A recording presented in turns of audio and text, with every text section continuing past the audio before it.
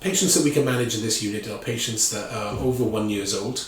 We're unable to manage patients who are under the age of 1 year old, and basically patients who have had a recent injury. So injuries such as minor wounds, grazes, minor burns, patients with limb injuries, sprains and fractures can be managed at this unit. Also, minor head injuries and neck injuries can be seen and dealt with here. We've got excellent support from our radiology department, so if patients require x-rays when they attend, they can be performed here on site.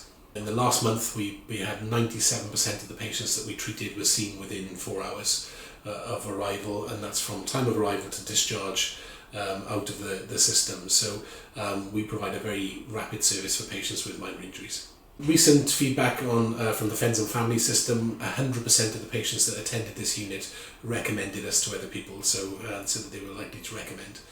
So the patient satisfaction levels are excellent here. I think one of the important things that we inform the public of is that they shouldn't attend this unit if they have a major medical problem, something that may be life-threatening. Often attending the wrong unit in that circumstance can delay care for those patients, and that obviously will create risk for that patient. So if the patient has, for example, conditions such as chest pain, stroke, shortness of breath, it's important that they access the emergency department and not come to the minor injury unit.